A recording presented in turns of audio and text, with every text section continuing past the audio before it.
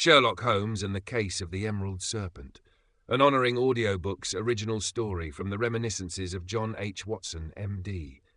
Chapter 1, The Midnight Summons. The chill of a London November night had settled upon Baker Street, wrapping our familiar abode in a shroud of damp, clinging fog that pressed against the window panes like a silent, spectral presence.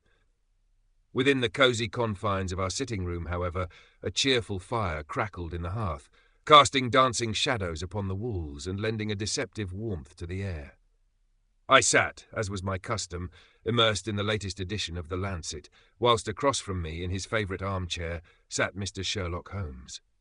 He was, to my mild consternation, engaged in one of his periods of profound intellectual inactivity, a state that invariably preceded either a burst of furious energy or a descent into the depths of a melancholic ennui.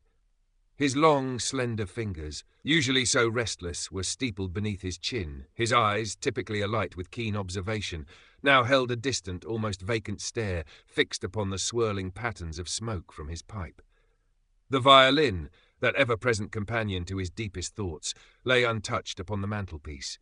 Even his chemical apparatus, usually bubbling with some noxious concoction, stood silent and inert in the corner. "Watson," he declared abruptly, startling me so profoundly that my medical journal slipped from my grasp to the floor.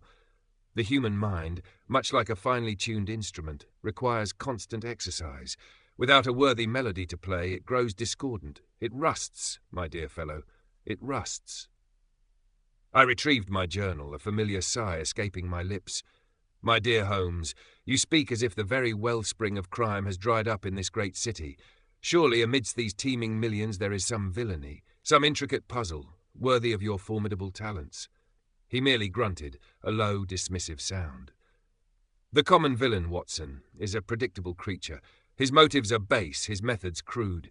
A simple robbery, a straightforward domestic squabble culminating in violence. These are mere trifles, exercises for the plodding intellect of Scotland Yard. My mind craves the intricate dance of the unknown, the subtle nuances of a truly extraordinary deception." He paused, a flicker of impatience crossing his features. "No, Watson, what I require is a labyrinth of deceit, a crime that defies the mundane, a whisper of the truly extraordinary." As if in direct answer to his unspoken wish, a sharp, insistent rap echoed from the street door below, reverberating through the quiet house. Holmes's head snapped up, a subtle shift in his posture, an almost imperceptible sharpening of his attention. A nascent spark, a flicker of anticipation, ignited in his grey eyes. "Ah, a caller," he murmured, a faint smile playing upon his lips. "And at this hour. Observe, Watson, the subtle nuances of a late-night summons. It speaks of urgency, of desperation, perhaps even of a fear that could not wait for the dawn." Mrs. Hudson's hurried footsteps ascended the stairs, followed by a more hesitant, yet distinctly purposeful tread.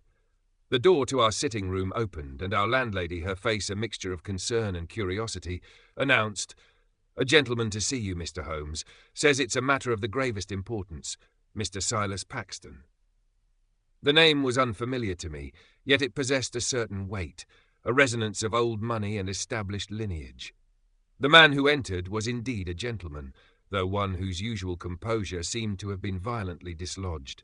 He was of medium height, perhaps in his late 50s, with a neatly trimmed, silver-streaked beard and eyes that, even from across the room, betrayed a profound agitation. His overcoat, though of the finest broadcloth, was damp and clung to his frame, and a single exquisite emerald tie-pin, shaped like a coiled serpent, seemed incongruous against the backdrop of his distress. "Mr. Holmes," he began, his voice a strained baritone, "I apologize for this unseasonable intrusion, but I assure you, my predicament is of such an extraordinary nature that I felt I had no recourse but to seek your unparalleled assistance immediately." Holmes, ever the master of the subtle assessment, gestured towards a chair. "Pray be seated, Mr. Paxton. You appear to have braved the elements. A glass of brandy, perhaps, to ward off the chill?"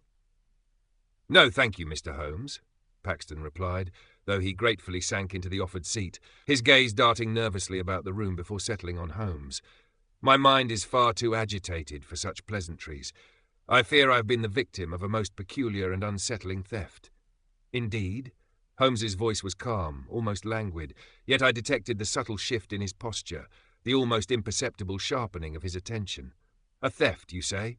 Of what nature, Mr. Paxton? Paxton took a deep, shuddering breath. Of a jewel, Mr. Holmes, a single, singular emerald, the Serpent's viridis. I exchanged a glance with Holmes. A jewel? While any theft was regrettable, this hardly seemed the sort of grand criminal enterprise that would rouse Holmes from his intellectual slumber. Yet the man's genuine distress was palpable.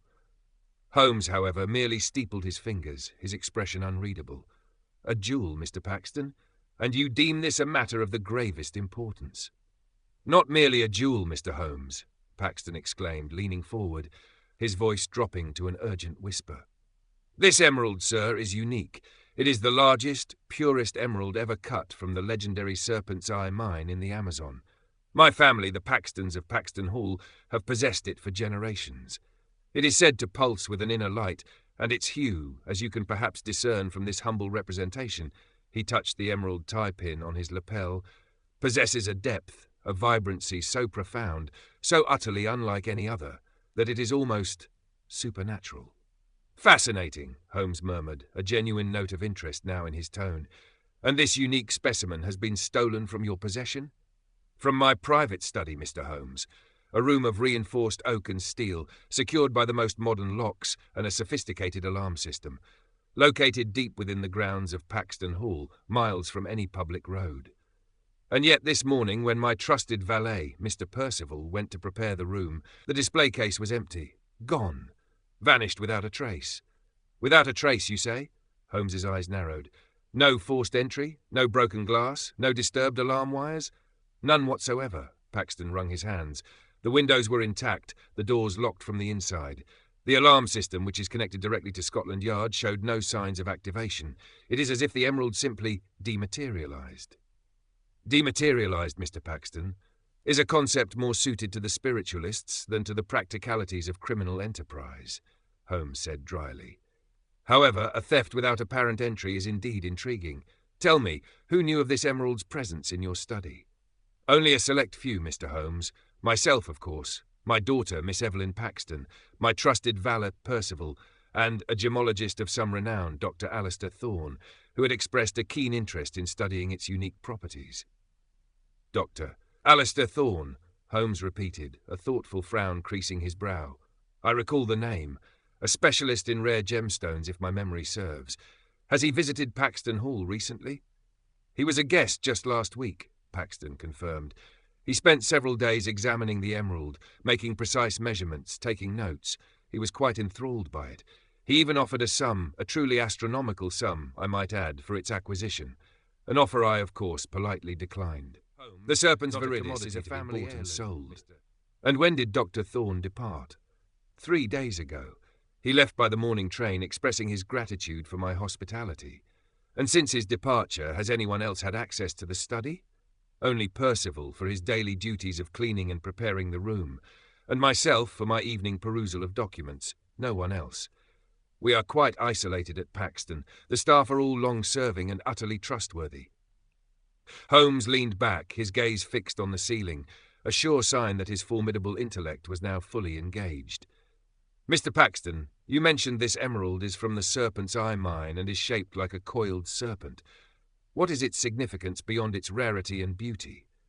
Paxton hesitated, his eyes flickering towards me. Forgive me, Mr. Holmes, but this is a delicate matter. The emerald, it is believed to possess certain properties.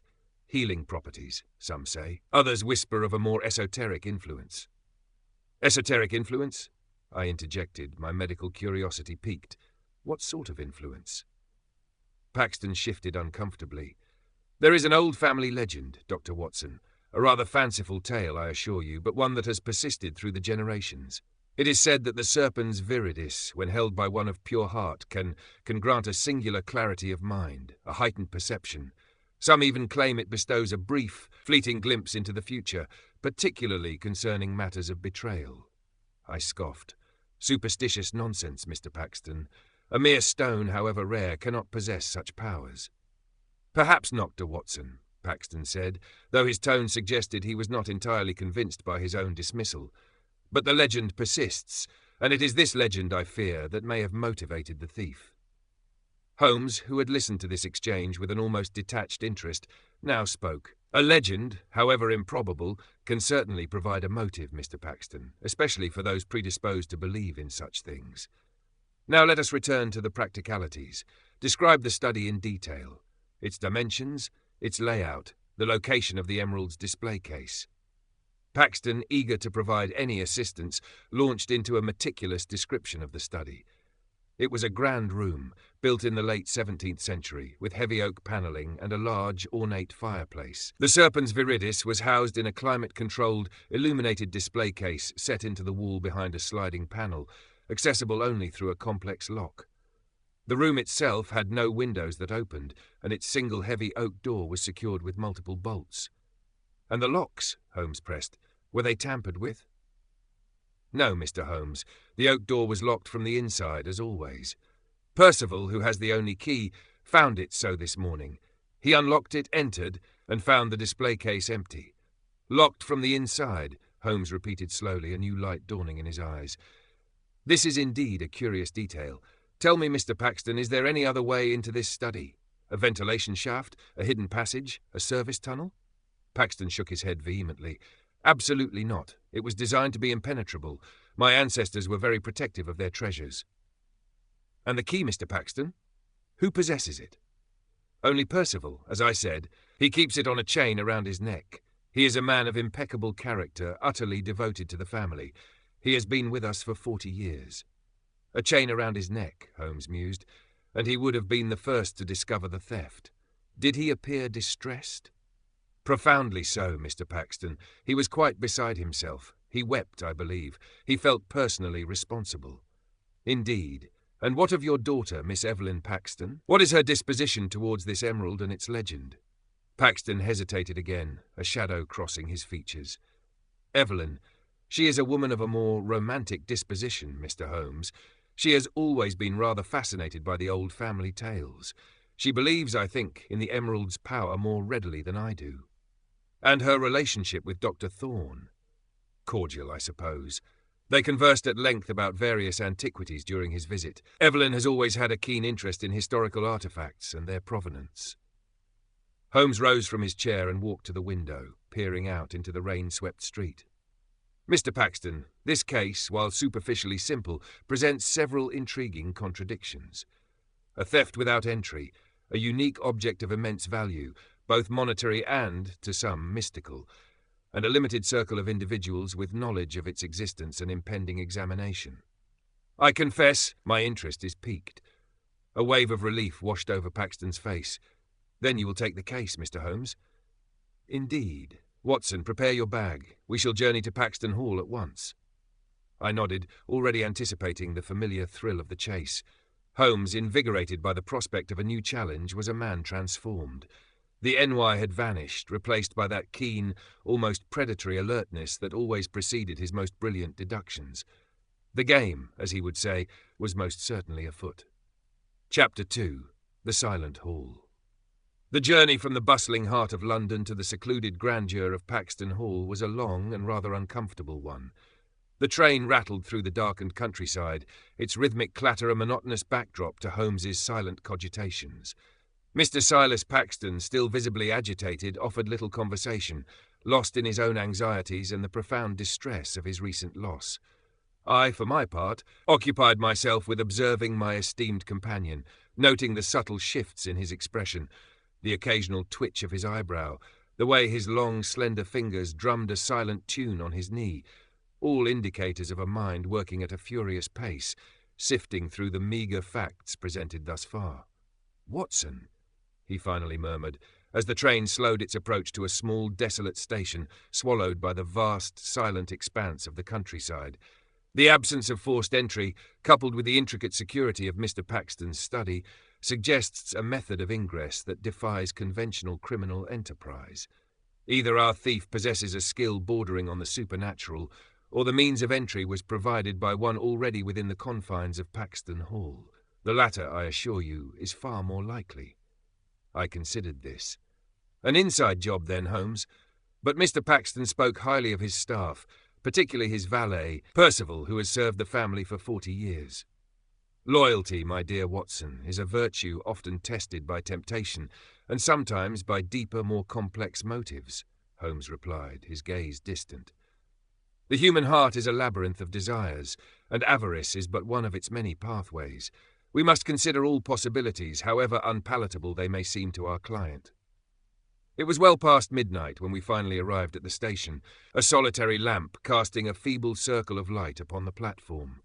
A waiting carriage, a rather antiquated brougham, was our final conveyance. The drive through the winding, tree-lined lanes was shrouded in a thick, oppressive mist that seemed to cling to the very air, lending an ethereal, almost spectral quality to the ancient trees that loomed on either side. The silence of the countryside was profound, broken only by the muffled thud of the horses' hooves and the distant, mournful cry of an owl. Paxton Hall itself was a formidable structure, a sprawling edifice of dark, weathered stone that seemed to absorb the meagre light of the moon. Its silhouette against the bruised sky was imposing, almost forbidding. Its countless windows like vacant eyes, a single light burned in a distant window, a lonely beacon in the vast darkness, a stark contrast to the welcoming glow of our Baker Street abode. We were met at the grand oak doors by a stern-faced butler, a man whose demeanour suggested he had seen far too many late-night disturbances. This was not the trusted valet, Percival, but another, older servant. "Mr. Paxton," he intoned, his voice flat, "Miss Evelyn has retired.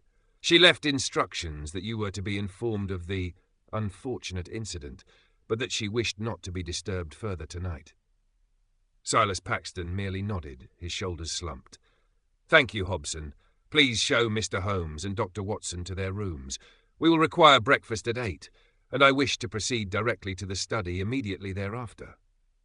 Hobson, a man of few words, led us through dimly lit corridors, the silence of the house broken only by the soft padding of our footsteps and the occasional creak of ancient floorboards. The air was heavy with the scent of old wood, beeswax, and a faint, indefinable aroma that I could not quite place, something metallic yet subtly earthy. Our rooms were comfortable, if somewhat austere, and offered a welcome respite from the journey. Holmes, however, showed no inclination for rest. He walked directly to the window, peering out into the mist-shrouded grounds. "Watson," he whispered once Hobson had departed, "the scent, did you notice it?" I sniffed the air. A faint earthy smell, perhaps, like damp soil and something metallic? "Precisely," Holmes said, a glint in his eye. "A very specific metallic scent, Watson. One that lingers, despite the hour and the distance from the study. It suggests a recent and significant presence of the very object of our search. The Serpent's viridis, I recall, Mr. Paxton stating, is from the Serpent's eye mine. Such mines often yield minerals with distinct olfactory signatures." "But how could it linger so strongly," I asked, perplexed, "unless the thief carried it through the house? Or," Holmes mused, "unless the emerald itself possesses a particularly potent emanation, one that adheres to the very fabric of the air. A detail Mr. Paxton neglected to mention, perhaps because he is so accustomed to it, a detail that could be highly significant." He then produced a small magnifying glass from his pocket and began to meticulously examine the carpet in the hallway outside our rooms, then the banister, and finally the very air itself, as if seeking invisible clues. I watched him, accustomed to his peculiar methods, knowing that even the most seemingly insignificant detail could unlock a hidden truth for his extraordinary mind. "Nothing conclusive here," he finally pronounced, straightening up. "But the scent is undeniable. It confirms the emerald was recently in this vicinity. Now, Watson, a few hours' rest. We shall require our wits about us in the morning." The next morning dawned grey and damp, the mist still clinging stubbornly to the grounds of Paxton Hall. After a hasty breakfast, during which Holmes remained largely silent, consuming his toast and tea with an almost mechanical precision, we joined Mr. Silas Paxton, who looked even more haggard than the previous evening.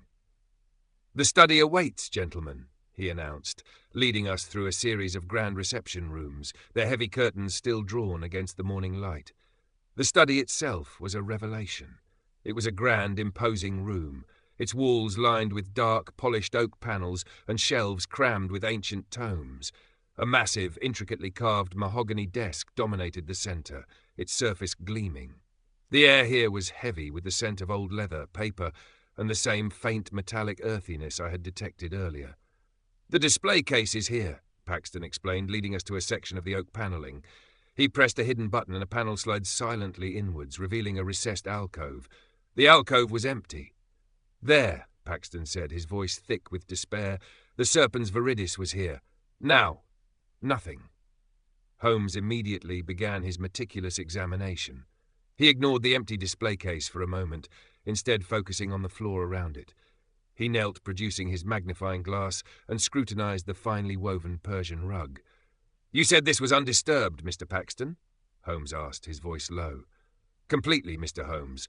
Not a single footprint, not a displaced fibre." "Indeed," Holmes murmured, his eyes sweeping over the pristine surface. "Remarkable. And the air, Watson, the metallic scent is even stronger here, is it not?" I inhaled deeply. The earthy, metallic aroma was indeed more pronounced, almost cloying in its intensity. It was a rich, deep, yet subtly sharp scent, unlike any mineral I had ever encountered. Holmes then turned his attention to the display case itself. He ran his gloved hand over its smooth, polished glass, then peered closely at the small indentation where the emerald would have rested. The emerald was set upon a velvet cushion, I presume. "Yes, Mr. Holmes, a dark green velvet to complement its hue." Holmes nodded, then moved to the walls of the study, examining the oak panels, the steel reinforcements, and the heavy oak door. He tapped the wood, listened intently, and ran his fingers along the seams. "No hidden panels," he concluded. "No secret passages. The structure is sound. Which brings us back to the central enigma. How did the emerald and its velvet cushion depart this locked study without disturbing the environment?"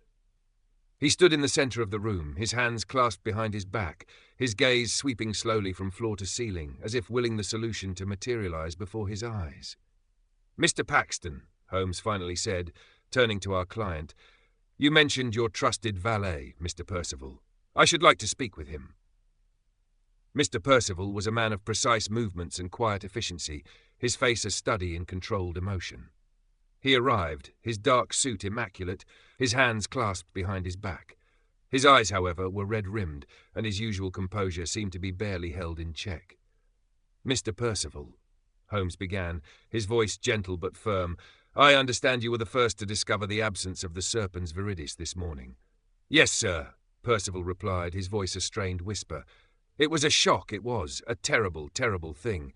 The master's most prized possession." "Tell me, Mr. Percival, your routine. What time do you arrive at the study each morning?" "Always at 7, sir, sharp. To open the curtains, dust the surfaces, prepare the master's papers." "And you found the oak door to this study locked?" "Yes, sir, just as I left it last night, locked from the inside." "And you possess the only key?" "That's right, sir. Always on my chain, never leaves me." He patted his chest, where a faint indentation was visible beneath his waistcoat. "Did you notice anything unusual last night, Mr. Percival? Any sounds? Any lights?" Percival frowned, thinking deeply. "No, sir, not a thing. The night was quiet as the grave. The mist, it was thick, mind you, swallowed up all sound. And when you entered this morning, did you touch anything before you realized the emerald was gone?" "No, sir. I just saw the empty display case. My heart sank, sir. It truly did." Holmes observed Percival closely, his eyes missing nothing.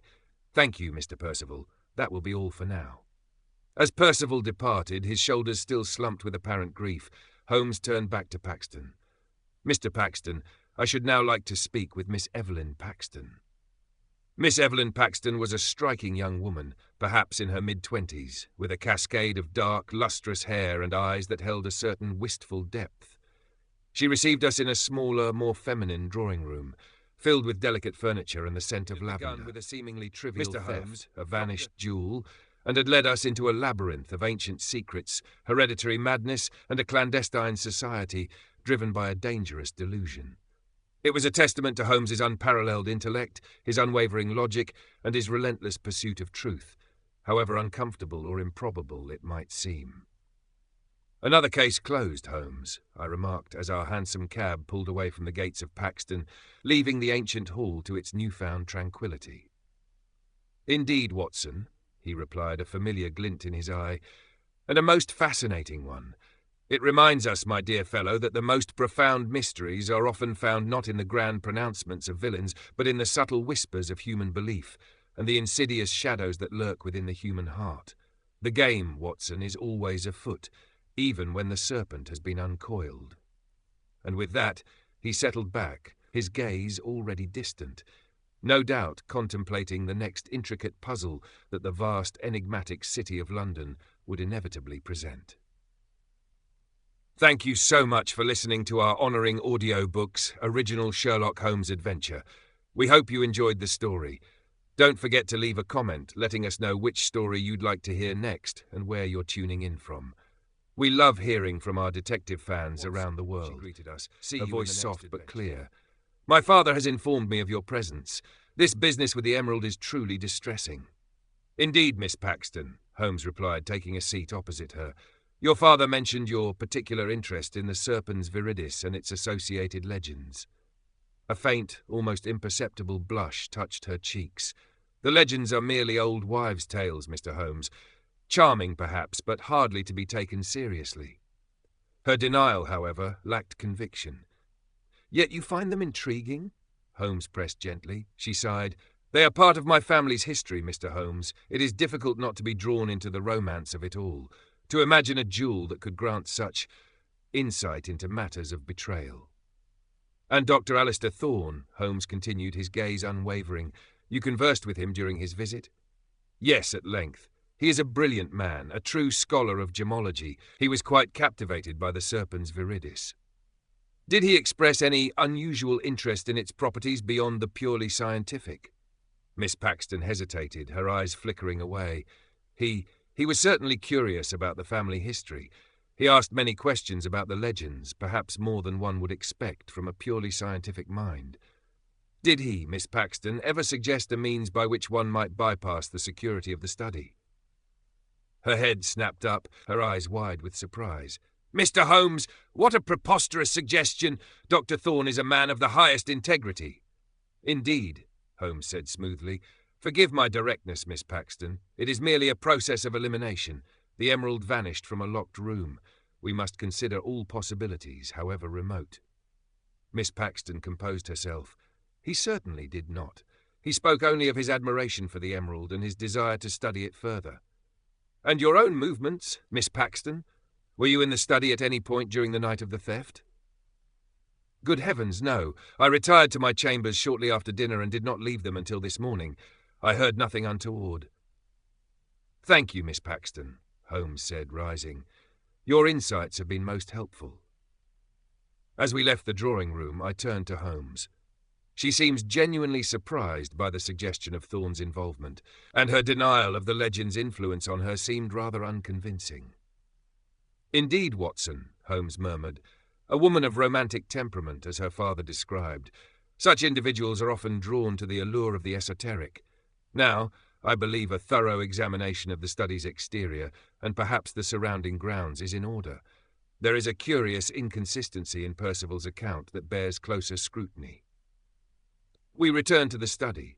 The mist had begun to thin, revealing the manicured lawns and ancient trees surrounding the imposing hall. Holmes circled the study slowly, his eyes sweeping over every detail, his hands occasionally touching the stone foundation, the very earth itself. He paid particular attention to the ground directly beneath the study's single, barred window. Mr. Paxton, Holmes called out, what is the purpose of these heavy iron bars on the window? They are a security measure. Mr. Poitier Holmes, Paxton replied, joining us, installed centuries ago to protect the study's treasures. They are fixed firmly into the stone. Holmes examined the bars, running his fingers along their cold, unyielding surface.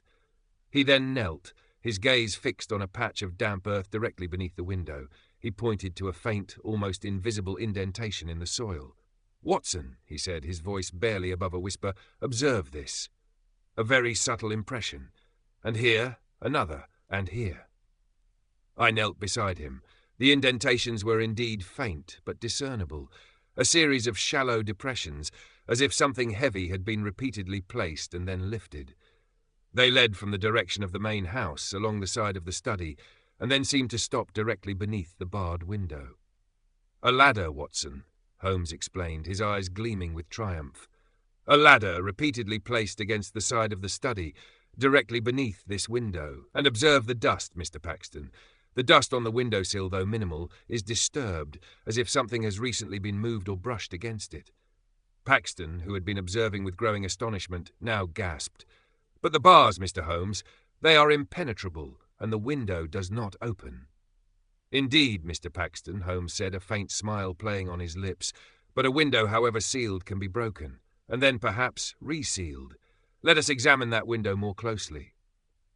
He instructed Paxton to find a sturdy ladder, and within minutes we were ascending to the window. The glass was thick and grimy, but Holmes ignored the dirt. He focused on the edges of the window frame, the sealant, and the heavy iron bars. "Here, Watson," he said, pointing to a minute scratch on one of the iron bars. "A fresh mark. And here a faint smudge of what appears to be putty. And observe the glass, Mr. Paxton. The very subtle crazing in the corner, almost imperceptible. It suggests a precise, controlled fracture, not a violent smash." Paxton peered closely. "But it looks perfectly intact, Mr. Holmes." "To the casual eye, perhaps," Holmes conceded, "but not to the eye trained to observe the minutiae. The thief, Mr. Paxton, did not enter through the oak door. He entered through this window. He removed a section of the glass, reached through the bars, took the emerald, and then carefully replaced the glass, using fresh putty to conceal his method." "But how could he have known about the window's weakness?" Paxton exclaimed. "And how could he have replaced the glass so perfectly from the outside?" "Ah, those are excellent questions, Mr. Paxton," Holmes said, a glint of satisfaction in his eyes. "Questions that lead us back to our limited circle of suspects. The individual who knew the layout of the study intimately, who knew of the emerald's presence, and who possessed the ingenuity to execute such a precise and audacious theft, and the knowledge, perhaps, of a specific tool that could cut glass with such precision." "Dr. Thorne," Paxton whispered, his face paling. "A strong candidate, certainly," Holmes agreed. "He had access, he had knowledge, and he had a motive. A scientific fascination, perhaps, or a belief in the emerald's more esoteric properties, a belief he may have feigned to dismiss. But there is another possibility, Mr. Paxton, one that is perhaps even more unsettling." He paused, allowing his words to hang in the air, creating a dramatic tension that was almost unbearable. "The thief, Mr. Paxton," Holmes continued, his voice dropping to a low, resonant tone, "possessed not only knowledge of the study's hidden weakness, but also a means to access it without arousing suspicion, a means that would allow them to move about the grounds and the house unseen, even in the dead of night." He turned to Paxton, his gaze piercing. "Tell me, Mr. Paxton, does your daughter, Miss Evelyn, possess a particular affinity for clandestine activities, or perhaps a secret passion for locksmithing or glass-cutting that extends beyond casual interest?" Paxton stared at Holmes, his mouth agape, a look of profound shock spreading across his features. "Evelyn? My daughter? Mr. Holmes, that is an outrageous accusation." "Is it, Mr. Paxton?" Holmes countered, his voice calm but insistent. "Consider the facts. She knew of the emerald's presence. She was fascinated by its legends. She was present in the house. And she possessed a motive, however irrational it may seem to us, the allure of a mystical power, particularly one that promises the metallic scent of the emerald, so strong in the study, suggests it was handled by someone who lingered, not merely a fleeting passer-by. And the precise resealing of the window from the outside requires a certain dexterity, a familiarity with such delicate work.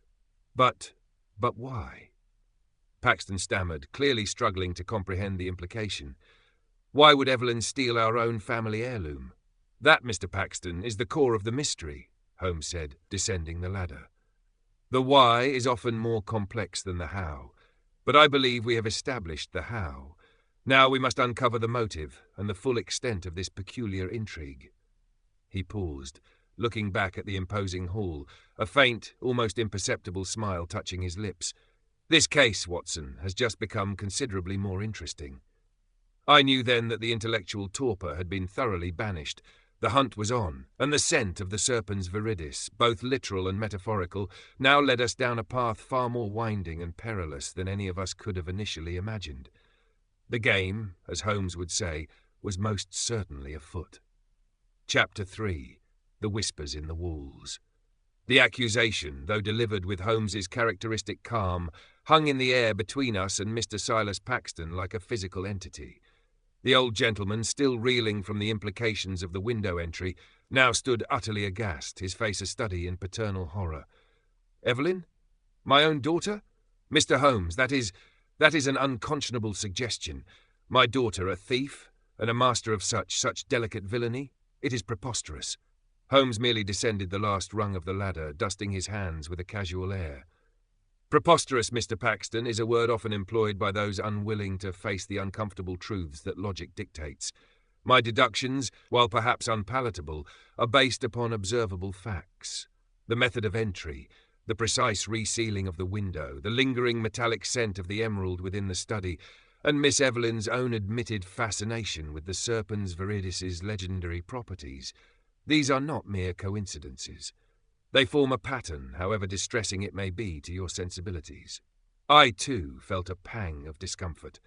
Miss Evelyn, with her wistful eyes and romantic disposition, hardly seemed the type to engage in such a clandestine act, yet Holmes's logic, however cold, was rarely flawed. "But the motive, Mr. Holmes," Paxton protested, his voice rising in desperation. "Why would she, for a fanciful legend? Evelyn is a woman of refinement, of station. She has no need for such trickery." "The motives of the human heart, Mr. Paxton, are rarely so straightforward as mere financial gain," Holmes replied, his gaze sweeping over the manor house with an almost surgical precision. "Indeed, they are often far more complex, driven by desires and beliefs that defy conventional understanding. The allure of power, however illusory, can be a potent narcotic, and if Miss Evelyn truly believes in the emerald's ability to grant singular clarity of mind or a glimpse into the future, particularly concerning matters of betrayal, then her motive, from her own perspective, would be profound." He then produced a small, almost invisible fragment of glass from his waistcoat pocket, which he had carefully collected from the window-sill. He held it up to the light, peering at the minute crazing within its structure. "This, Mr. Paxton, is another piece of our puzzle, a fragment of the study window-pane exhibiting a very specific type of fracture. It suggests the use of a diamond-tipped glass cutter applied with extreme precision. A tool, I might add, not commonly found in the average household, nor in the possession of a common burglar." Paxton, still reeling, could only nod mutely. He seemed trapped between his loyalty to his daughter and the undeniable force of Holmes's reasoning. "Now, Mr. Paxton," Holmes continued, his tone becoming more practical, "I believe a more thorough investigation of the interior of the house is warranted, specifically Miss Evelyn's private chambers. With your permission, of course." Paxton hesitated, then, with a heavy sigh, conceded, "Very well, Mr. Holmes. I suppose it is necessary, though I pray you are mistaken." Miss Evelyn Paxton, informed by Hobson of Holmes's request, received us in her private sitting-room with a composure that, to my eyes, seemed almost too perfect. There was a subtle tension around her mouth, a faint tremor in her hands as she gestured for us to enter, but her voice remained steady. "Mr. Holmes," she said, her gaze direct, "my father informs me of your rather startling hypothesis. I confess I find it quite absurd." "Absurdity, Miss Paxton, is often merely a perspective," Holmes countered, his eyes already scanning the room, taking in every detail with his usual rapid precision. "The facts, however, remain. The emerald vanished from a locked study, and the method of entry points to someone with intimate knowledge of the room's structure and a certain specialized skill." "And you believe that specialized skill resides in me?" she asked, a faint, incredulous smile touching her lips. "Mr. Holmes, I assure you my interests lie in literature and history, not in such illicit crafts." "Indeed," Holmes murmured, his gaze settling on a small, exquisitely bound book on her bedside table. Its title, Ancient Serpent Lore, Myths and Prophecies, seemed to contradict her earlier statement. Yet the human mind, when motivated by a sufficiently powerful desire, can achieve remarkable feats. Miss Paxton, you admitted a fascination with the emerald's legends. Do you, in truth, dismiss them as mere old wives' tales? Her eyes flickered, a fleeting shadow crossing them. "I find them intriguing, Mr. Holmes, as I said before, but to act upon them, to steal a family heirloom for such a fantastical notion, that is beyond the pale." Her denial once again lacked a certain conviction. "Beyond the pale for you, perhaps, Miss Paxton," Holmes said, his voice soft, almost conversational, yet imbued with an undeniable weight. But not, perhaps, for someone whose belief in such powers runs deeper than mere intellectual curiosity. Tell me, Miss Paxton, do you keep a diary? The question was so abrupt, so seemingly unconnected to the topic at hand, that it visibly startled her. Her composure, so carefully maintained, faltered for a fraction of a second. A diary? What a peculiar question, Mr. Holmes. I occasionally make notes, yes. Of my historical research, mostly. And where might these notes be kept? In my private writing desk, of course, over there. Her voice was a little sharper now, a hint of defensiveness creeping in. Might we examine them? Mr. Holmes, this is an intrusion. My private papers are not relevant to this unfortunate incident. On the contrary, Miss Paxton, Holmes said, rising from his seat, in a case such as this, where the conventional explanations fail, every detail, every personal inclination becomes relevant. If you have nothing to hide, then you have nothing to fear from a brief perusal of your notes. Her eyes met his, a silent battle of wills playing out between them. Finally, with a weary sigh, she relented. Very well, Mr. Holmes, but I warn you, you will find nothing but dry historical observations. She led us to a delicate writing desk near the window. Holmes went directly to it, his eyes scanning the various notebooks and folios. He picked up a leather-bound journal, its pages filled with elegant script. "These are indeed historical observations, Watson," he murmured, flipping through the pages. "Detailed notes on various ancient civilizations, their customs, their beliefs. But here..."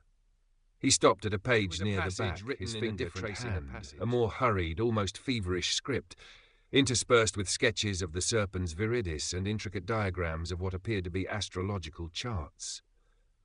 The words were not strictly historical. They spoke of the alignment of stars, of the awakening of ancient energies, and of the true purpose of the Serpent's eye. "When the emerald serpent's gaze aligns with the celestial fire," Holmes read aloud, his voice devoid of inflection, "the veil between worlds shall thin, the true betrayal shall be revealed, and the path to ultimate insight and ultimate power shall be opened." He looked up, his gaze fixed on Miss Paxton, who stood rigid by the doorway, her face pale. "This, Miss Paxton, is hardly a dry historical observation. This reads like the fervent belief of a devotee, a seeker of forbidden knowledge." Miss Paxton wrung her hands. It is merely a fanciful entry, Mr. Holmes, a moment of poetic indulgence. I assure you I do not truly believe in such magical properties." "Do you not?" Holmes pressed. "Then why the detailed sketches of the emerald, the astrological charts, and the personal reflections on its power? And why, Miss Paxton, did you not mention these more esoteric interests to your father or to us when first questioned?" She remained silent, her eyes cast down. The carefully constructed facade of composure had finally cracked. "And this," Holmes continued, turning his attention to a small velvet-lined jewellery box on her dressing table. He opened it. Inside, nestled amongst various trinkets, lay a small, exquisitely crafted glass-cutting tool, its tip glinting with a diamond. Beside it, a tiny vial containing a clear, viscous liquid. "This glass-cutting tool, Miss Paxton," Holmes said, holding it up, "and this vial of liquid, which I suspect is a specialized adhesive for glass. What purpose do they serve in your literary and historical pursuits?" She flinched, her eyes widening. That is a personal item, Mr. Holmes. It has nothing to do with this matter." "On the contrary," Holmes said, a faint smile playing on his lips, "I suspect it has everything to do with this matter. This tool, Miss Paxton, is designed to cut glass with extreme precision, leaving the very subtle crazing we observed on the study window. And the adhesive, I presume, was used to reseal the pane, making the entry almost undetectable. A method, I might add, that would not be in the possession of your valet, Percival, who uses a simpler, more robust key for the oak door." He then produced the small fragment of glass he had collected from the windowsill. "And this, Miss Paxton, was found on the study windowsill. A fragment of glass, exhibiting the precise fracture pattern consistent with the use of such a diamond-tipped cutter. It is a perfect match." Miss Paxton's face was now ashen. She swayed slightly, and I stepped forward, fearing she might faint. "No, Dr. Watson," she whispered, waving me away. I am quite well. Mr. Holmes, this is a monstrous accusation." "Is it an accusation, Miss Paxton," Holmes said softly, "or merely the logical conclusion drawn from the evidence? The disturbed dust on the windowsill, the faint impressions in the soil leading to the window, the specialized tools, your personal notes on the emerald's power, and now this glass fragment. All point to one undeniable truth. You, Miss Paxton, entered the study through the window, took the Serpent's viridis, and then carefully concealed your tracks." She sank into a chair, her shoulders slumping, her regal bearing utterly gone. "I did not intend. It was not a theft, Mr. Holmes." "It was a necessity." "A necessity?" Holmes prompted, his voice unwavering. She looked up, her eyes filled with a desperate, almost feverish light. "Yes, a necessity. The emerald, it was speaking to me, Mr. Holmes.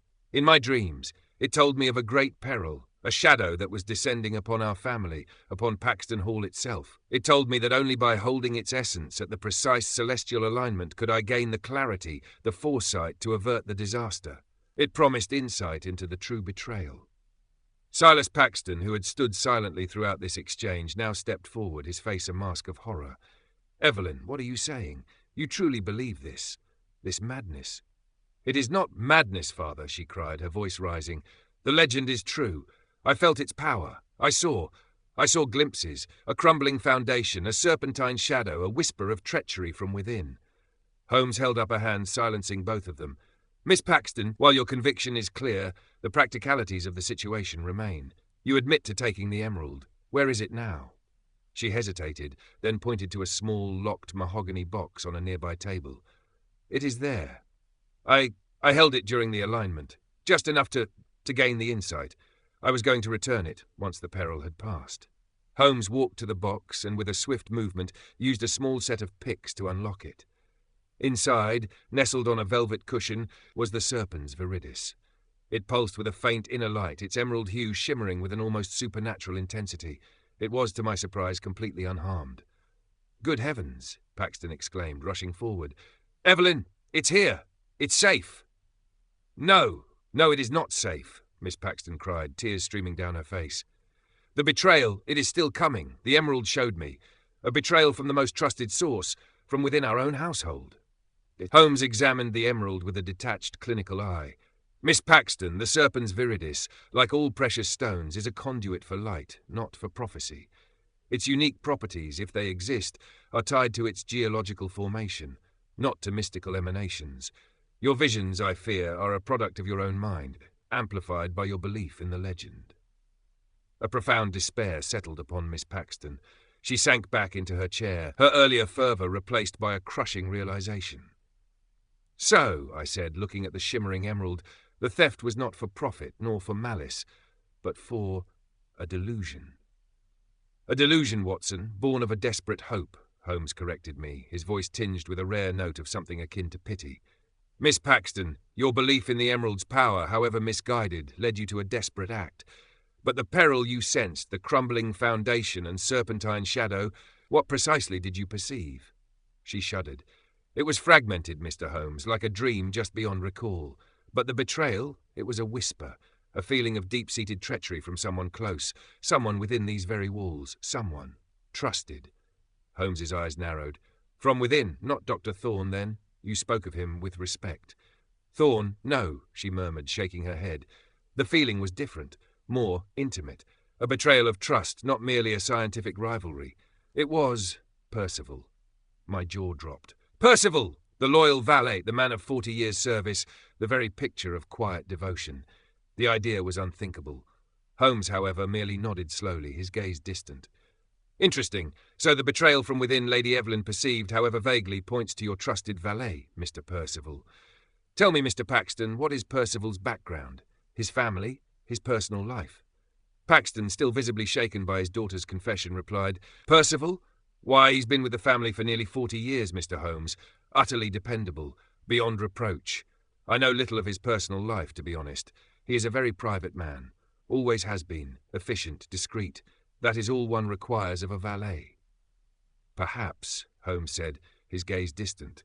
"But discretion, Mr. Paxton, can sometimes be a cloak for deeper secrets, and efficiency a mask for ambition. That seemed almost I recall his demeanour this morning, and a certain lack of surprise at the late hour of your return." I found myself recalling Percival's red-rimmed eyes, his strained whisper.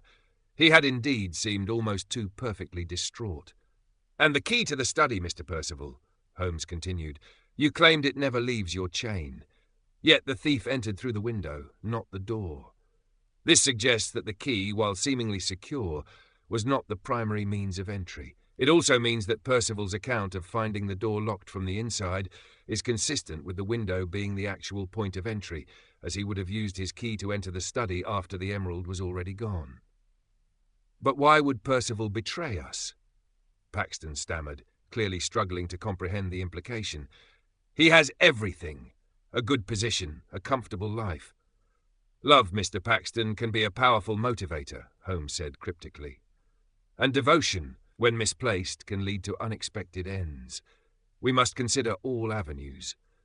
The betrayal from within Miss Evelyn perceived, however vaguely, cannot be dismissed out of hand, especially when it points to the man who has the most intimate knowledge of your household, your habits, and your treasures."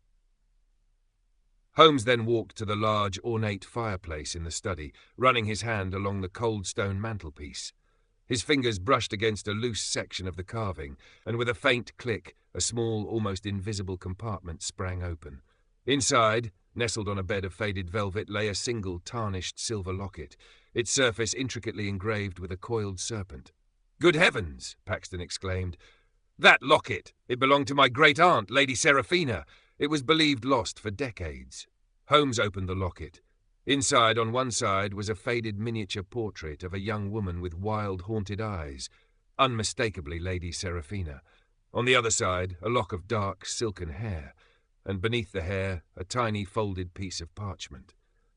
Holmes carefully unfolded the parchment. It was a faded, brittle note, written in a cramped, almost illegible hand. As Holmes read, his expression grew increasingly grim. The note spoke of a secret pact, a promise of wealth and power in exchange for something given to the Serpent's embrace. It mentioned a hidden passage, a Serpent's path, beneath the hall, accessible only by those initiated into the true mysteries of the Paxton line, and it was signed with a single chilling initial, P. "Percival," Holmes murmured, his voice low and resonant. "The P stands for Percival. Not our Percival, perhaps, but an ancestor, a long-standing family connection to this Serpent's embrace. This suggests a hereditary connection, Watson, a secret passed down through generations of valets." "A secret society, then, Holmes?" I whispered, a chill running down my spine. "Operating within the very walls of Paxton Hall?" "Indeed, Watson," Holmes affirmed, his eyes gleaming with triumph. "The Serpent's embrace is not merely a metaphor, but a literal organization. A clandestine order, I suspect, that has been observing and manipulating the Paxton family for generations, waiting for the opportune moment to seize control of the Serpent's viridis and its purported power. And our Mr. Percival, the loyal valet, is merely the latest in a long line of agents." He paused, looking back at the imposing hall, a faint, almost imperceptible smile touching his lips. "This case, Watson, has just become considerably more interesting. The true serpentine shadow is not a delusion, but a very real, very tangible threat, woven into the very fabric of Paxton Hall's history." I knew then that the intellectual torpor had been thoroughly banished.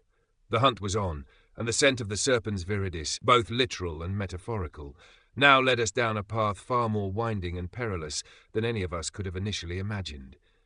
The game, as Holmes would say, was most certainly afoot, and the stakes, I sensed, were growing higher with every passing hour. Chapter 4. The Serpent's Path. The revelation of the locket and the chilling note signed with a P had electrified the atmosphere in Silas Paxton's study. The old gentleman, already reeling from his daughter's confession, now stood utterly dumbfounded, his gaze fixed on the tarnished silver artifact in Holmes's hand. The idea that his trusted valet, Percival, a man whose loyalty had been unquestioned for 40 years, could be an agent of a clandestine society, a Serpent's embrace, was a betrayal of such magnitude that it seemed to defy comprehension. "Percival?" Mr. Paxton finally managed, his voice a strained whisper, as if speaking the name aloud might shatter the very foundations of his world. But it's impossible. He is family. He is beyond reproach." Holmes, ever the master of the dramatic pause, allowed the full weight of his deduction to settle. "Mr. Paxton," he said, his voice low and resonant. "The most profound betrayals often come from those closest to us, those whose positions of trust allow them to operate with impunity. This locket, believed lost for decades, found in a hidden compartment within your own study, speaks volumes. It links your ancestor, Lady Seraphina, to a secret pact, a serpent's embrace, and points to a hereditary connection through the initial P, a connection, I dare say, that extends through generations of your valets." I recalled Percival's almost theatrical distress that morning, his red-rimmed eyes, his strained whisper. It had seemed genuine at the time, but now, viewed through the lens of Holmes's revelation, it took on a sinister hue. His discretion, as Mr. Paxton had described it, was indeed a cloak for deeper secrets. "A secret society, Mr. Paxton," Holmes continued, his gaze piercing, "operating within the very walls of Paxton Hall, observing your family, waiting for the opportune moment to seize control of the Serpens Viridis and its purported power. They have cultivated the legend, nurtured the delusion, and now they have made their move." Paxton sank into a chair, burying his face in his hands. My God, all these years, and Evelyn's visions, the betrayal from within. She wasn't mad, was she, Mr. Holmes? She was seeing a truth I was blind to. Her mind, Mr. Paxton, was susceptible to the emerald's hallucinogenic properties, amplified by her belief in the legend, Holmes clarified gently. But the serpentine shadow she perceived was indeed real. It was this society operating in the literal shadows of your home. They needed her to believe, to hold the emerald at the precise celestial alignment, not for her insight, but for their own nefarious purposes. They sought to prime the Paxton bloodline, to prepare it for something far more insidious than a mere theft. "But what?" I pressed. "What is their ultimate goal, Holmes, if not the emerald itself?" "Control, Watson," Holmes replied, his eyes gleaming with a dangerous light. "Control over Paxton Hall, its wealth, and perhaps its very lineage. This Serpent's Path, mentioned in Lady Seraphina's note, a hidden passage beneath the hall, accessible only to the initiated. This is where the heart of their operation lies. They have been observing, manipulating, and waiting. And now, with the emerald activated by Miss Evelyn's ritual, they will make their next move." He then turned to Silas Paxton, his voice firm. "Mr. Paxton, we must act swiftly and with the utmost discretion. We cannot alert Percival to our suspicions, not yet. He is the key to uncovering the full extent of this serpent's embrace. We must allow him to believe his deception is still intact. Tonight we shall set a trap. We shall observe his movements, and we shall find this serpent's path." Paxton, though still visibly shaken, nodded his assent. "Whatever you say, Mr. Holmes, I place my family's fate entirely in your hands." He instructed Paxton to maintain his usual routine, to show no outward sign of distress or suspicion towards Percival. He also requested that Miss Evelyn be kept under close yet discreet observation, as her recent mental state made her vulnerable, and her visions might yet hold fragmented clues to the Society's activities. Our immediate task was to search for the hidden passage. Holmes, with his intimate knowledge of architecture and his keen eye for structural anomalies, began a meticulous examination of the study, the cellar, and the older, unused parts of the hall. He tapped walls, examined floorboards, and scrutinized ancient blueprints of the manor, which Mr. Paxton reluctantly produced from a dusty archive. "The Serpent's Path," Holmes murmured, tracing a finger along a faded line on a centuries-old blueprint. "A curious notation. It appears to lead from the cellar, beneath the oldest part of the hall, towards the ancient crypts beneath the chapel. A rather morbid choice for a secret society, one might think, unless their rituals involve a certain reverence for the departed." We spent the remainder of the day in a painstaking search. The cellar, a vast, labyrinthine space, yielded several false leads. Holmes dismissed loose bricks, hollow-sounding walls, and faint drafts as mere structural eccentricities. He was looking for something more subtle, a deliberate concealment, a mechanism designed to blend seamlessly with its surroundings. It was late afternoon when Holmes finally found it. In the deepest, darkest corner of the cellar, behind a stack of ancient, mouldering wine barrels, a section of the stone wall, seemingly solid, possessed a faint, almost imperceptible seam. It was disguised with such cunning that only Holmes's trained eye, combined with his knowledge of historical building techniques, could have detected it. "Here, Watson," he whispered, his voice tinged with satisfaction. The entrance to the Serpent's path. Observe the slight discoloration of the mortar, the almost invisible scoring marks on the stone. This panel, I surmise, slides or pivots, rather than swinging outwards. He ran his fingers along the seam, pressing, prodding, his brow furrowed in concentration. After several minutes of meticulous examination, he located a small, almost invisible lever, cunningly disguised as part of the rough-hewn stone. With a faint click, a section of the wall, perhaps 6 feet high and 3 feet wide, slowly, silently pivoted inwards, revealing a narrow, dark passage beyond. The air that wafted from within was cold and damp, carrying a faint, earthy scent, mingled with something else, something metallic, yet subtly sweet, oddly reminiscent of the lingering aroma of the Serpens viridis. It was the same scent I had detected upon our arrival at Paxton Hall. "The very breath of the Serpent, Watson," Holmes murmured, producing his bull's-eye lantern. "And the scent of our emerald, I dare say. This passage is clearly in regular use." The passage descended steeply, the rough-hewn steps slippery with damp. The beam of Holmes's lantern cut through the oppressive darkness, revealing walls slick with moisture and a low, arched ceiling. The silence was profound, broken only by the drip of water and the soft padding of our footsteps. After what felt like a considerable distance, the passage opened into a larger, circular chamber. The air here was colder still, and the metallic earthy scent was stronger, almost cloying. The chamber was unadorned, save for a single, massive stone slab in its centre, upon which rested a collection of ancient, arcane instruments, a tarnished astrolabe, a set of intricate calipers, and several faded parchments covered in astrological symbols and cryptic diagrams. "A ritual chamber, Watson," Holmes whispered, his voice grim. "And these instruments, they relate to celestial alignments, just as Miss Evelyn's notes indicated. This is where the Serpent's embrace conducts its dark ceremonies."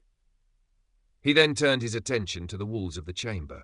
They were covered in faded, almost indecipherable carvings, intertwining serpents, strange star-like symbols, and figures that seemed to writhe in agony. In one section, a series of niches were carved into the stone, and within them I could faintly discern the glint of metal. Holmes approached one of the niches, his lantern held high. Inside, nestled on velvet cushions, were several more emeralds, smaller than the Serpens viridis, but all possessing the same vibrant, almost unnaturally green hue. And beside them, a collection of intricately carved wooden boxes, similar to the one in which Miss Evelyn had hidden the Serpens viridis. "The spoils of their long game, Watson," Holmes observed, his voice cold. "These are, I suspect, other emeralds from the Serpent's Eye mine, perhaps smaller, less significant specimens collected over generations. Each one, no doubt, used in some lesser ritual, some preparatory ceremony, leading up to the grand culmination with the Serpens viridis itself." He then walked to the far side of the chamber, where a narrow, almost invisible crack ran along the stone wall. He knelt, pressing his ear to the crack. He motioned for me to do the same. From within, I could faintly discern the murmur of voices, low, hushed, almost conspiratorial. And then a voice, clear and resonant, that sent a chill down my spine. It was the voice of Dr. Alistair Thorne. "The alignment is nearly complete," Thorne's voice stated, his tone imbued with a chilling authority that was utterly unlike the academic rumble we had heard before. "The Paxton line is primed. The Serpens viridis has been activated. Tonight, the true power of the Serpent's Eye shall be ours." "And Percival," another voice, deeper and more guttural, asked, "is he ready to perform his part?" "Percival is a loyal servant of the Embrace," Thorne replied. "He understands his duty. He will ensure the final stage of the ritual proceeds without interruption." Holmes drew back from the wall, his face grim. "So Dr. Thorne is indeed a key player, Watson, and Percival is not merely an unwitting pawn, but an active participant. The betrayal from within is far more pervasive than even Miss Evelyn's visions suggested." "What is the final stage of their ritual, Holmes?" I whispered, my heart pounding. "I cannot say for certain, Watson," Holmes replied, his eyes gleaming with a dangerous intensity. "But given their obsession with the Paxton bloodline and their belief in drawing upon its essence, I fear it will be something truly heinous. A ritual of ultimate vampirism, perhaps, draining the very life force from Silas Paxton, or even Miss Evelyn herself, to empower their twisted society." He then turned to the hidden passage through which we had entered. We must return to the surface, Watson. We have discovered their lair, and we know their immediate intentions, but we must not confront them here, not yet. We need to plan, to anticipate their moves, and we need to ensure the safety of Mr. Paxton and Miss Evelyn. As we made our silent ascent back through the damp, dark passage, a profound sense of urgency settled upon me. The Serpent's embrace was not merely a shadowy myth, it was a tangible, dangerous reality, its coils tightening around Paxton Hall. The game, as Holmes would say, was most certainly afoot, and the stakes, I sensed, were growing higher with every passing hour. The true confrontation, I knew, was now inevitable. Chapter 5. The Ritual of the Serpent's Embrace. The ascent from the damp, cold ritual chamber back into the familiar, if still shadowed, corridors of Paxton Hall felt like emerging from a nightmare into a precarious reality. The air above ground, though chilly, was a welcome respite from the cloying, metallic scent that, illuminated by the dim gaslight of the upper hall, was grim, his eyes alight with a dangerous intensity. The knowledge of the Serpent's embrace and their horrifying intent had sharpened his focus to a razor's edge. "Watson," he whispered, his voice tight with urgency as we moved swiftly and silently towards Silas Paxton's study. "The hour is late, and their ritual, I surmise, is imminent. We have little time. The ultimate vampirism they speak of. It suggests a direct assault upon the very life force of the Paxton line. We must prevent it at all costs." I felt a cold knot of dread tighten in my stomach. The idea of such a barbaric act performed in the heart of a respectable English manor was truly horrifying. But how, Holmes? There appeared to be several robed figures, and Thorne and Percival are clearly fanatics. "Fanaticism, my dear Watson, can be both a strength and a weakness," Holmes replied, his mind already racing ahead. "It blinds them to reason, but it also makes them predictable. They will follow their ritual, their ancient texts to the letter. And that, my dear fellow, is where we shall find our opportunity." We found Mr. Silas Paxton in his study, pacing anxiously, his face pale with worry. He looked up, his eyes filled with desperate hope as we entered. "Mr. Holmes, Dr. Watson, you have returned. What have you discovered? Is Percival?" Holmes wasted no time. With concise precision, he recounted our discovery of the Serpent's path, the ritual chamber, the presence of Dr. Thorne, and the chilling conversation we had overheard. He revealed Percival's true allegiance to the Serpent's embrace, and explained their horrifying ultimate goal, to drain the life force from the Paxton bloodline, using the activated Serpens Viridis and Miss Evelyn as a conduit to empower their twisted society. Silas Paxton listened, his face draining of all colour, his jaw slack with disbelief and a profound sense of betrayal. "Percival, for 40 years, my God, and Evelyn, they mean to harm my daughter, to drain her life?"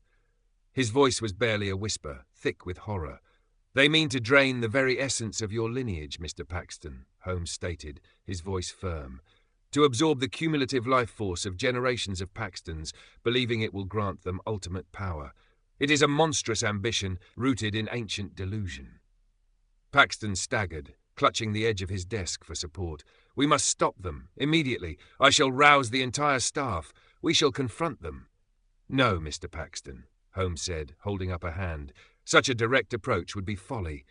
They are fanatics, armed with a deluded conviction. A direct confrontation would only lead to bloodshed and perhaps to the irreversible completion of their ritual. We must be cunning. We must strike at the heart of their ceremony, at the precise moment of their greatest vulnerability." Holmes then outlined his plan. It was audacious, relying on precision, timing, and a deep understanding of the society's fanatical adherence to their ritual. He instructed Mr. Paxton to remain in his study, under my protection, while Holmes himself would return to the subterranean chamber, observing from the shadows. "They will expect no interruption, Mr. Paxton," Holmes explained. "Their belief in the Emerald's activation and their control over Percival will make them overconfident.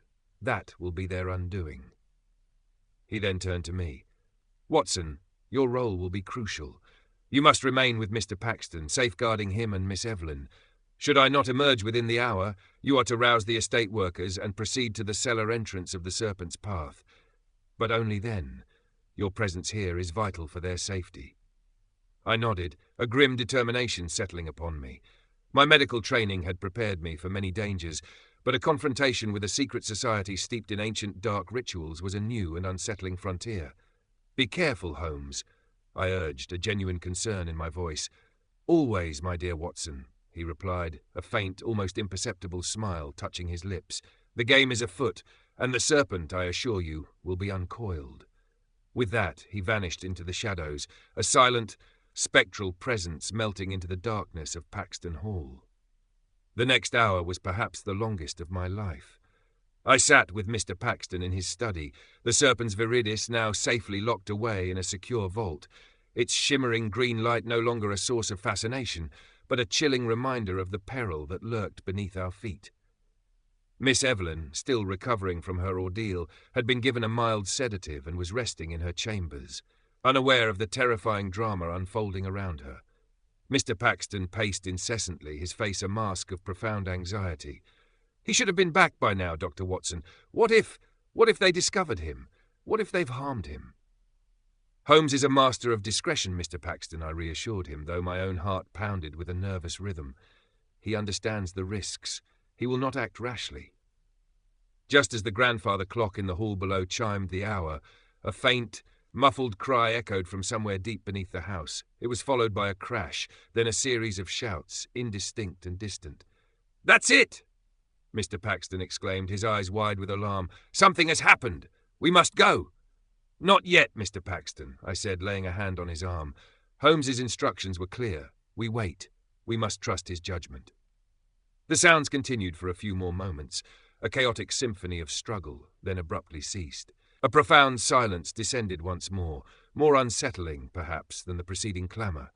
Then, after what felt like an eternity, a faint scraping sound echoed from the cellar entrance to the Serpent's path. Slowly, the hidden stone panel pivoted inwards, revealing a sliver of light. Holmes emerged, his clothing slightly dishevelled, a faint smudge of dirt on his cheek, but his eyes gleaming with triumph. Behind him, two figures, bound and gagged, were being led by several of Mr. Paxton's estate workers, who had clearly been alerted and instructed by Holmes. The first was the gaunt form of Dr. Alistair Thorne, his robes torn, his spectacles askew, his face contorted with a mixture of fury and disbelief. The second, his usually immaculate valet's uniform now disarrayed, was Mr. Percival, his eyes blazing with a cold, malevolent hatred. "Holmes!" I exclaimed, rushing forward. "Are you unharmed?" "A few minor scrapes, Watson," he replied, a faint smile touching his lips. "Nothing that a good brandy and a quiet evening will not remedy. The serpent, I assure you, has been uncoiled." Silas Paxton, seeing Percival and Thorne, gasped, his face a mixture of relief and profound anger. "Percival, Thorne, you traitors, what have you done?" Holmes held up a hand. "All in due time, Mr. Paxton. The ritual has been interrupted. The serpent's embrace has been broken, and your family, I assure you, is safe." He then led us back down the serpent's path to the ritual chamber. The scene was one of disarray. The stone altar was askew, the arcane instruments scattered, and the ancient tome lay open on the floor, its pages illuminated by the flickering torchlight. The air still held that cloying, metallic scent, but now it was tinged with the acrid smell of burnt herbs and something else, a faint, almost sickly sweet aroma. "They were moments from completion, Watson," Holmes explained, surveying the scene. The celestial alignment was upon them. Percival, as the hereditary agent, was preparing to act as the primary conduit, to draw the life force from Mr. Paxton, who they intended to bring here, drugged and helpless. He pointed to a small, almost invisible vial that lay shattered near the altar. This, I surmise, contained a powerful sedative into the insidious nature of their planned ritual. Holmes, having satisfied himself that the immediate threat had dissipated with the flight of the cultists, now turned his attention to Dr. Thorne. He retrieved the ancient tome from the altar, its serpentine cover feeling cold and sinister beneath his touch. "Dr. Thorne," Holmes stated, his voice devoid of triumph, yet imbued with an undeniable authority, "your grand design has crumbled, your ancient power has proven to be nothing more than a dangerous delusion, and your society of the serpent's embrace is exposed." Thorne, his eyes blazing with a mixture of hatred and fanaticism, spat, "You know nothing, meddler. The power, it is real. You have merely delayed the inevitable. The Paxton line is primed. The veil is thin." The Paxton line, Professor, is merely susceptible to a hereditary delusion, exacerbated by your insidious manipulations.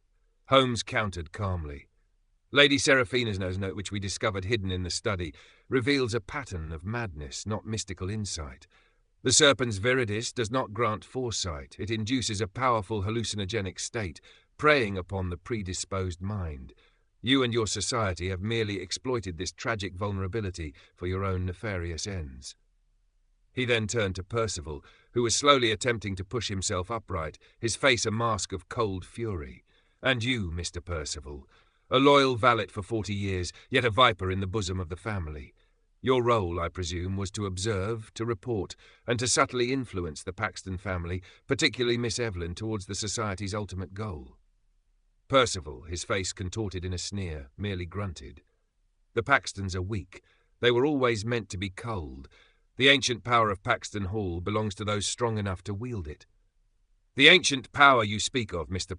Percival, Holmes said, his voice hardening, is nothing more than the collective life force of the Paxton line, to be drained and absorbed by your society through a ritual of ultimate vampirism, a concept as barbaric as it is deluded. He then addressed both of them. Your society of the Serpent's embrace, I deduce, has been operating from this hidden chamber for generations. You have observed the Paxton family, waiting for the Serpent's viridis to be activated, knowing its hallucinogenic properties would induce the receptivity you sought. Miss Evelyn, in her fragile state, was the perfect conduit for your vile ritual. But what was the ultimate goal, Holmes? I interjected, still grappling with the full horror of their scheme. Beyond draining the Paxton family's life force? Control, Watson, Holmes explained, his gaze sweeping over the ancient tapestries depicting coiled serpents and strange star-like symbols. Control over Paxton Hall, its wealth, and perhaps its very lineage. This serpent's path was not merely a hidden passage, but a symbol of their pervasive influence. They sought to establish a new lineage, a new primed bloodline, through which they could perpetually draw upon this supposed ancient power. They believed that by consuming the emerald's essence, or by having a conduit like Percival perform the ritual, they would become the ultimate inheritors of Paxton's power, a truly monstrous ambition. He then produced the light-coloured hair he had collected from Dr. Thorne's London residence. This hair, I now surmise, belonged to a past victim or an earlier, less successful attempt at their ritual, perhaps from another family they sought to exploit. Its presence in Thorne's study, on a night-blooming plant, merely indicated his clandestine activities and his connection to the esoteric side of botany, rather than a specific accomplice in this instance. "And the glass fragment from the study window?" I asked. "That, Watson," Holmes explained, "was the undeniable proof of their method of entry. A precise, controlled fracture, resealed with cunning. It was designed to appear as if Miss Evelyn had done it, a clever misdirection to sow discord and confusion within the family, diverting suspicion from themselves." He then turned to the ancient tome on the altar. "This book, I suspect, contains the Society's rituals, their twisted interpretations of the Emerald's power, and perhaps a detailed history of their generations-long manipulation of the Paxton family. It will provide us with the full extent of their depravity." Just then, the local constabulary, summoned by the estate workers, arrived, their heavy boots echoing in the chamber. Their initial bewilderment quickly turned to grim determination, as Holmes, with his usual concise brilliance, explained the situation. Thorne and Percival, despite their earlier defiance, offered little resistance. Their grand scheme had unravelled, their fanatical belief shattered by the stark reality of their capture and the exposure of their true motives. They were bound and led away, their dark robes now seeming pathetic and absurd in the harsh light of truth. The remaining robed figures, I learned later, were rounded up in the surrounding countryside, their network quickly dismantled. The days that followed were a blur of activity. The local constabulary, initially bewildered by the extraordinary nature of the case, were eventually convinced by Holmes's meticulous evidence and the confessions of Thorne and Percival, who, once separated and interrogated, revealed the full extent of the Society's operations. It was indeed an ancient order, its members drawn from various walks of life, all united by a shared, deluded belief in the Serpens Viridis's power and the ancient spirits of Paxton Hall. Their network, while extensive, was ultimately fragile, built upon a foundation of secrecy and fanaticism that crumbled once exposed to the light of reason. Paxton Hall, once a place of ancient secrets and lurking shadows, slowly began to shed its oppressive atmosphere. The Serpent's path was permanently sealed, the ritual chamber thoroughly explored and documented, its sinister artifacts removed. The Paxton family, though scarred by the ordeal, emerged stronger, their bonds of kinship reinforced by the shared experience of confronting a common enemy. Miss Evelyn Paxton, initially distraught by the revelation of her unwitting role in the society's scheme, slowly began to recover. Under my care, and with the loving support of her father, she gradually came to terms with the truth of her delusion. The serpentine shadow and betrayal from within were no longer terrifying visions, but the distorted echoes of a very real, very human treachery.